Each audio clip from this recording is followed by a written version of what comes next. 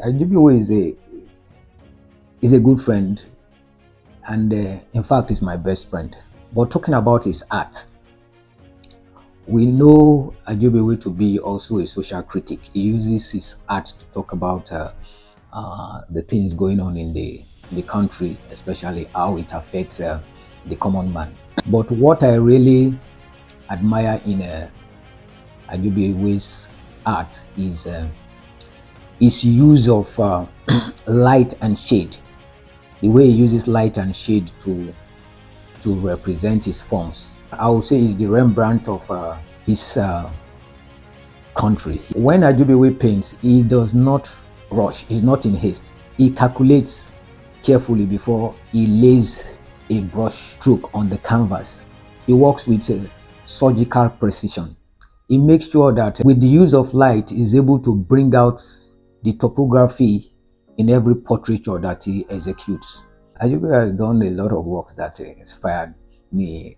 Painting Benin chiefs and kings is one thing that really, in the beginning, made him to become so popular. When you visit him, you find that he has a lot of sketch pads and has a lot of drawings inside. So he believes that every artist should have that foundation of drawing before venturing into painting. I would describe Ajobiewe as the master of light and shade. These days, you don't find a lot of artists depicting the strong contrast of light and shade. Most have delved into using colors to express themselves. There's only few artists like Ajobiewe that is still consistent. A master who has stayed consistent with his style over the time. An encounter with an Ajobiewe work it's humbling in a way. His rendition of different subject matters has been amazing. I think Ajobiewe's work is political, totally. It depends how you see political. If you're talking about his references, about his family, and how they have grown over the years and the influences that have affected their growth, then that is political in a way. If you're talking about Ajobiewe's sins in the market, that is also political. And lately, Ajobiewe has been expressing himself in the form of, sort of representations of things that he sees that are wrong with society. How the union has, sort of come to near collapse. Then I think all of his works are social and political, and it depends how deep you want to get with him. He's always been like that. He's always referenced his family. He's always referenced his mother. He's always referenced a lot of people by telling their story over the years and how Nigeria has affected them.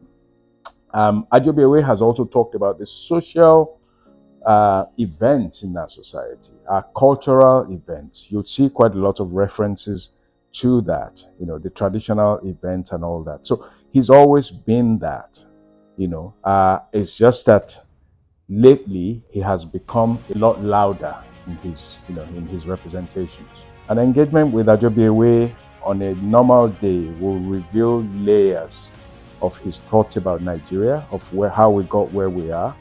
I think Ajobiewe represents Nigeria in its true form. There's no pretense. He is representative, and anybody who is interested in Nigeria and the deeper meanings of what our society stands for would find an Ajobiewe work quite representative of the true state of things. Whatsoever affects the society affects me as an artist, because I am not immune to whatever is happening in the society. Milieu of citizens' exploitation. In that painting, an elderly man is seen looking directly into the viewer's eyes, and with that look is behind him reflection of what he's going through in life as a citizen of this country. In most of my paintings, I use my family members to to portray what is happening in the society. The society influences what I paint. Usually I'm a keen observer. Whenever I go out and I see how interplay of light and shade on people, I come home and place some of my family members under the light the way I've seen it outside, and I try to make sketches of them, and from there I develop it into a painting on canvas or pastel.